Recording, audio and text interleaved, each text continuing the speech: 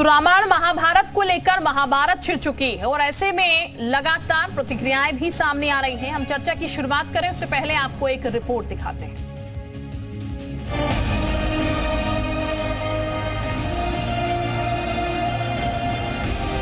NCERT यानी राष्ट्रीय शैक्षिक अनुसंधान और प्रशिक्षण परिषद के पैनल ने भारत के महाकाव्य रामायण और महाभारत को स्कूलों में पढ़ाए जाने के लिए सिफारिश की है। जानकारी के मुताबिक पैनल ने ये सिफारिश की है कि संविधान की प्रस्तावना को सभी क्लासेस की दीवारों पर स्थानीय भाषाओं में लिखा जाना चाहिए। बता दें कि स्कूलों के लिए सोशल साइंस के सिलेबस को संशोधित करने के लिए गठित की गई एनसीईआरटी की सोशल साइंस कमेटी ने किताबों में इंडियन नॉलेज सिस्टम, वेदों और आयुर्वेद को शामिल करने सहित कई प्रस्ताव दिए हैं। हालांकि अभी ये तय नहीं है कि रामायण महाभारत किस क्लास के किस चैप्टर में पढ़ाए जाएंगे, लेकिन इसको लेकर सियासी सरगर्मी बढ़ गई है।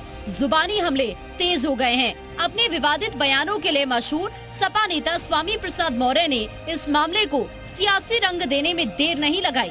सोशल मीडिया एक्स पर सरकार पर सवाल उठाते हुए लिखा, क्या एनसीईआरटी व सरकार रामायण व महाभारत को पाठ्यक्रम में शामिल कर सीता, शूर्पणखा और द्रौपदी जैसी महान देवियों को क्रमशः अग्रिम परीक्षा के बाद भी परित्याग, वैवाहिक प्रस्ताव पर नाक कान काटने की त्रासदी व द्रौपदी जैसी अन्य तमाम देवियों के चीरहरण को बढ़ावा देना चाहती है?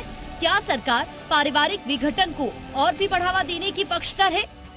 स्वामी प्रसाद मौर्य के सवालों पर कांग्रेस नेता प्रमोद कृष्णम ने ऐतराज जताया और एनसीईआरटी के प्रस्ताव का स्वागत किया।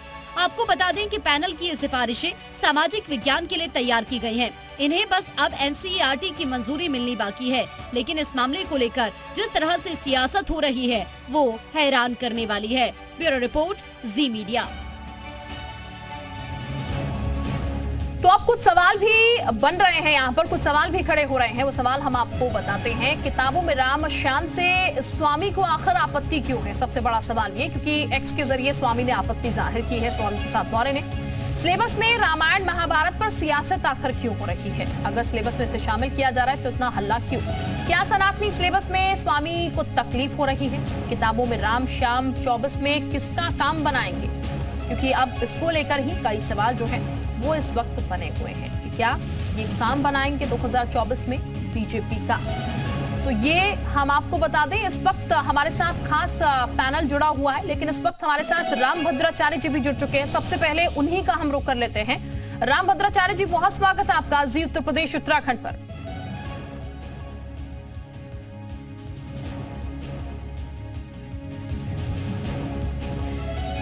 तो हमारे साथ कुछ ही देर में वो कनेक्ट हो जाएंगे और तब हम सवाल रखेंगे यहाँ पर। लेकिन ये हम आपको बता दें, चूंकि अब सिलेबस में से इंक्लूड करने की बात की जा रही है, यानी कि सिलेबस में पढ़ाने की बात की जा रही है, तो एक्स के जरिए स्वामी प्रसाद मौर्य ने निशाना साधा कि आप इसके जरिए क्या पढ़ाना चाहते हैं। द्रौपदी को लेकर उन्होंने यहाँ पर सवाल रख दिया कि क्या चीरहरण आप पढ़ाना चाहते हैं।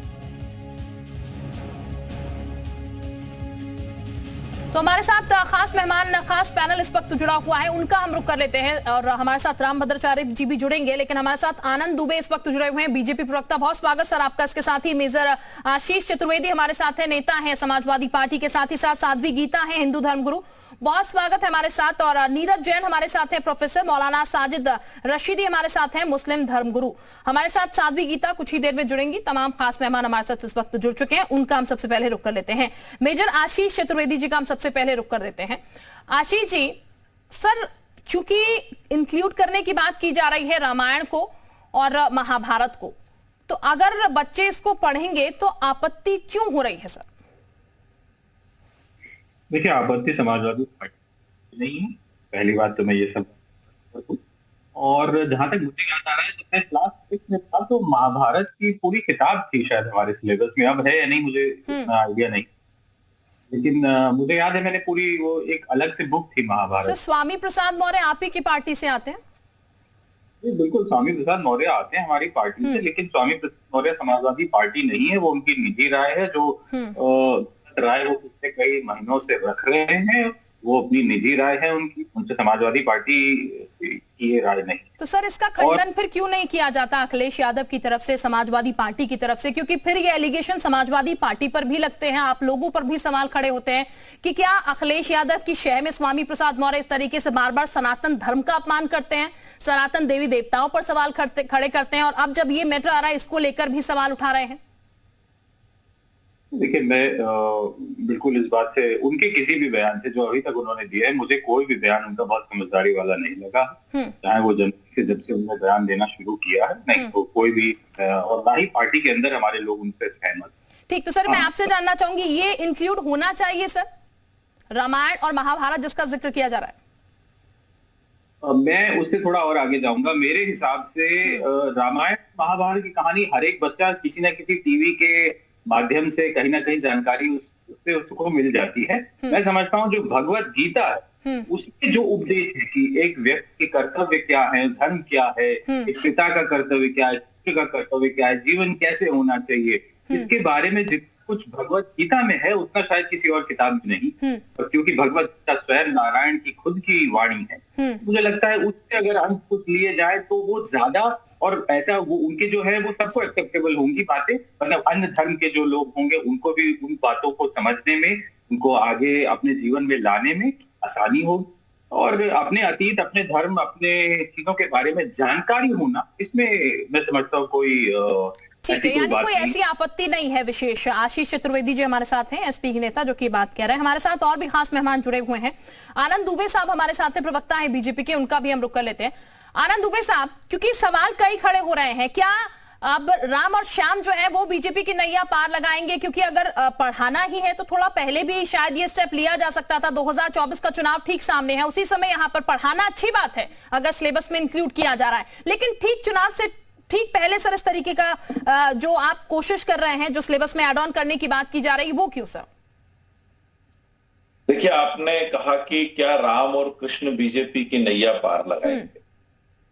देखिए, राम और कृष्ण तो पूरे सृष्टि की नैया पार लगा रहे हैं जी। भाजपा तो बहुत छोटी चीज है और कोई दल तो बहुत छोटी चीज है। कहते हैं कलयुग केवल नाम आधारा, सुमिर सुमिर नर उतर ही पारा।